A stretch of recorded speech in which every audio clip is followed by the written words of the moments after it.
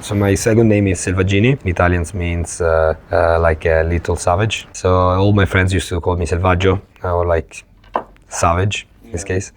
So it kind of reflects a bit of as well of our philosophy of hunter and gather using wild ingredients. So for me, it was also like my brainchild dream to open a restaurant. So I kind of put this together in Savage. I've always been attracted by food since a very young age. I come from a family where food plays a central role, especially from my grandmother. She is a great cook, and she always teach me what cooking good food means. I got the opportunity to open it right after I was already in Oslo for a few years, and I was running a small restaurant not so far away from here called Nedre. Then COVID hits, and at that point, me and my wife, we were planning to move back to Italy.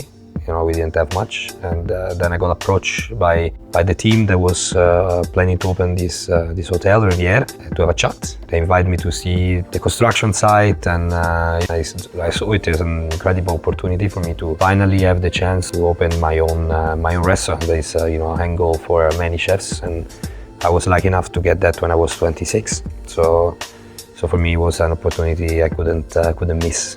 From day one, what we wanted to do was a restaurant that obviously used as much as possible local ingredients. But since I'm not Scandinavian, usually I've been working here for some years. I had a very international career, been living through Italy, Spain, Mexico, Luxembourg, and France. So I wanted to bring that to the scene, with a more international approach, and to don't put ourselves boundaries in flavors. So we use a lot of small servings, try to play around a lot with the natural shape we get inspired from. So obviously nature is one of the biggest inspiration. We try to always have the main ingredients very recognizable, and we obviously, or at least I obviously love spiciness, so it's something that is always present in somehow, but we always also try to balance it out so that it's not overwhelming, This year was called Dimensions, so it was the first year that I think we started to get a bit more into our own style. That is like playing with the 4 biggest ecosystem in Norway, that is ocean, coastline, inlands and city. Starting from that, we trying to have more of an exercise for us to trying to map out Norway. See, we know all this producer we work with personally, but just try to make it as you have in an omakase, that you're not really bounded that you have to do always cold dishes, warm, and then at the end you have the main fish, the main meat. We wanted to have something a bit more playful, a bit more up and down. So we have maybe the main fish serving as a third course, and then going into some colder bites to kind of set up the palate in the middle of the meal, and then finishing off with the meat in the inlands. I will say that Norway in general doesn't really have a type of cuisine. So that's make it a little bit more challenging, because we have to bring something on the table. We have to create an atmosphere, and we have to create a type of cuisine. So with the chef, it's a little bit more easy because he's very, very Italian. So we have some Mediterranean vibe. He also worked in different countries around the world. Mexico, so he brings a bit of spiciness into the dish. He has a huge interest for Korean and Asian food in general. So we have a bit of this fusion as well. So I joined the restaurant quite recently. When it comes to the wine pairing, what is really important for me is to work closely with the kitchen. And I have the chance that I can bring some wine to make them happy as well. And it's more easy to also try the dishes in a way. So when I try the dishes, I have an idea of what kind of wine I want to use, or what kind of beverage I want to use, because I never restrict myself to use only wine for the pairing. I think the world of beverage is so large and so diverse that we can really play along with. What is very interesting with the Nordic country in general is all the preserve, fermentation that they do that adds a layer of flavor and complexity on the sauce or on the dishes in general. Is backpack actually to really concentrate the flavor. We do a jaganji, which is based on the black garlic, kind of like soya sauce style. was gonna bring a bit of this umami flavor into the drink. And after everything is mixed, I had a little bit of the pear jus that bring a bit of sweetness and break down a bit of the saltiness of the drink.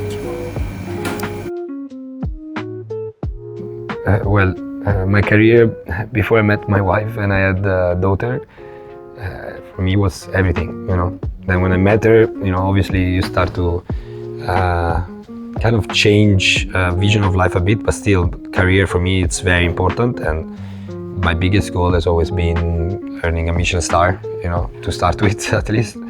When we opened, we didn't expect to get it first year, you know, didn't want to put excessive pressure on the team. You know, we are demanding, but I also want to have an environment where people are happy to work with. You know, I don't want to stress, you know, because I need to achieve something. I need to, you know, put over pressure on everyone else. Because I'm pretty sure that if you have a very good environment, people still giving their best without you demanding it. Also very grateful that I have a team that in these years has proven themselves to be able to cover if I'm maybe traveling for a day, because obviously a Michelin star brings more attention on you, more attention on the restaurants. There is opportunities for a lot of collaboration, a lot that we did in the restaurant and a lot I'm doing in other places. So obviously it happened that sometimes, you know, I travel during the weekend to the event and on Wednesday I'm not able to attend service here, but I know I have a team that is more than capable to pull out the same quality of service. I would say working in a Michelin star, especially when you gain the Michelin star, it's very grateful because that's the recognition of some dedication, some sacrifice, some hard working. People don't realize behind the scene, of course, but I think here in Savage we have this chance that Andrea is a young chef. He's a very dynamic, very creative chef that's inspire people to follow the same pattern, and especially on my side with the wine pairing, with the juice pairing, coming with some idea and not being scared of trying them. And if it's not working, that's not a bad idea. It's just that maybe it need to be polished, but at least we can try. We have this open mind actually to try new things, to change a little bit these strict rules of the fine dining that we had 20 years ago. With the young team, with the nice energy, that's how we can contribute to change a little bit the experience for the guest. One of my goals from the beginning was to have a restaurant that wasn't too big, but for different reasons, not just for Michelin. Also because I want maybe the possibility to use an ingredients with a very short season, a very small amount for everyone. You know, if you have a restaurant with 50 seats and you get just a few kilos of very exclusive beef from a small supplier that's killing 1 cow a year, then you don't even have it for a service. You know, I like to have this kind of special treats that can be, you know, for sometimes of fish, sometimes of meat, sometimes of vegetables, and try to use as much of that throughout the year, you know, with micro seasons that we play, so that every guest gets something unique when they experience here at Savage. I would say it is challenging, especially these last years after COVID. Starting from, you know, the beginning, the challenges were more recruiting. Now I would say it's more like consistency in terms of guest clientele. It's obviously like a country that for me been very easy to get along with fine dining at the beginning, because when I arrived here there wasn't many restaurants that were with Michelin stars. In the last 5 years it exploded. You know, we went from 2/3 to 12 in Oslo only.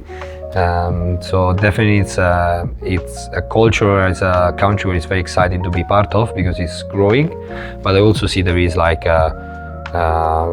there's been a curve, like a negative curve for all restaurateurs in the last few years because of increasing costs, increasing inflation. So that's what we are facing now, and that's what we are trying to get around. The inflation of the price is directly impacting the society outside, so people are holding a little bit more to go in the fine dining. I'm facing the same challenge with the wine and the offering that we have, so we really have to be smart on pricing correctly, which is the food and also the wine beverage in general.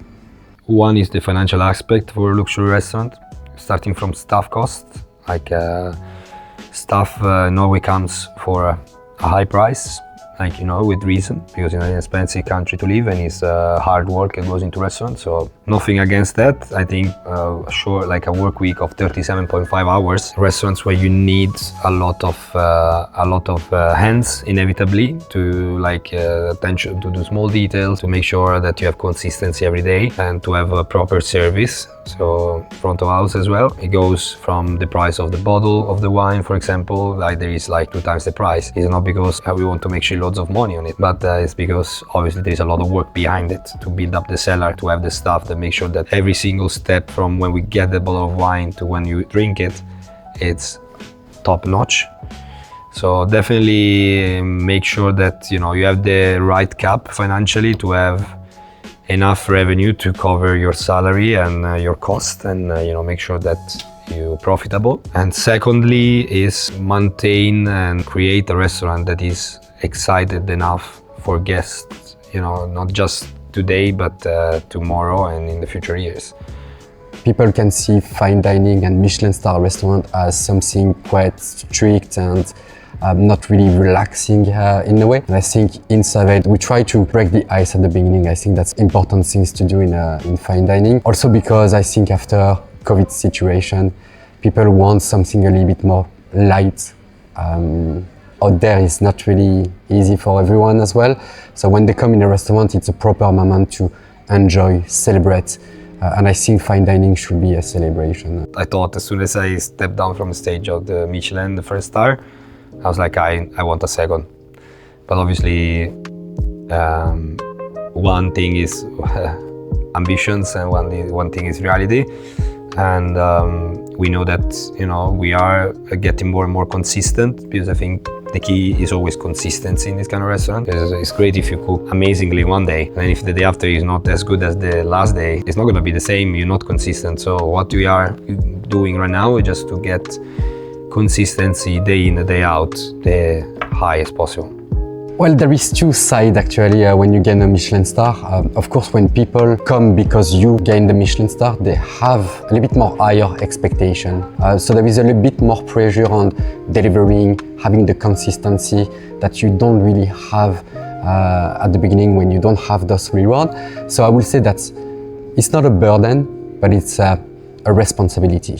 Holding a Michelin star, it's a success. On the public eyes, it looks really nice as well. On the other side, there is a financial part as well that's make the restaurants surviving and through the years continue. So for me, success is really a term that I don't really use in fine dining or even in restaurant industry, I will say. The success is measured by the pleasure that you give to the guests. White currants that we preserve during The year we got the star is also the year that other 7 restaurants in Oslo got it. Obviously, there was we got fully booked for the next 3 months. At the same time, the other restaurant did as well. So after that, in Norway, it's not a country where you get all that attention compared to other countries for Michelin. You know, it's a country with like high gastronomy has come later on. And they also, Norwegians are very habitudinal people in a sense. You know, they like to go in the restaurant where they've always been going for the previous 10, 15, 20 years. And so obviously us as a new restaurant, there's still many people that doesn't know us in city, you know.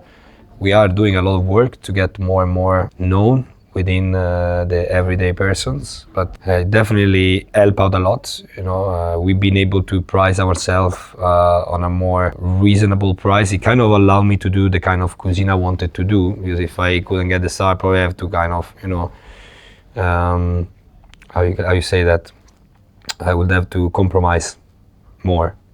And this way, like, you know, you get an achievement or something that proves that, you know, you're worth this kind of money that guests are spending, because this kind of restaurants lives on achievements. You know, it's the more achievements you get, the more you attract customers. You know, that's inevitable. yes, to kind of recreate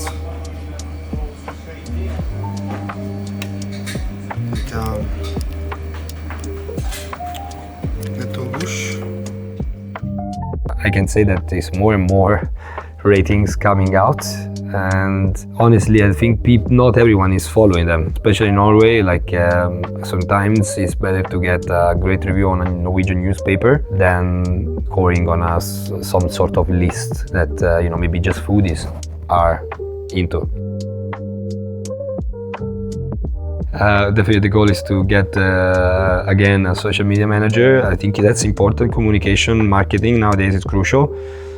We don't have all the platform, mostly Instagram, because that's the one I'm comfortable with right now. And also I think it fits more the profile of the restaurant. We're not going to be a restaurant like making TikToks, with cool music and dancing around. It's also like a challenge of fine dining. While casual, you can go more funny. That's what drives views. If you are a fun guy, or a good communicator. Fine dining is sometimes something that inevitably is a bit more technical, is a bit more precise. So you have always to find the right balance, not to be too boring, but still being relevant. There is something with luxury. Luxury never dies. It's actually something that exists from ages and ages, and it never really struggled that much. And we have the chance today that we're working in a beautiful establishment, beautiful food, we have beautiful wine as well. But as soon as we have this responsibility and we are thrived by this responsibility, giving the best to the customer, every fine dining in Norway, every fine dining in the world, I will say, if we don't take this responsibility seriously, that will be the beginning of the end of fine dining. But you will always find someone that is going to be crazy enough to maintain it, even if it's very complicated and very tough time. You always find someone that's going to be trying to deliver this service, I would say.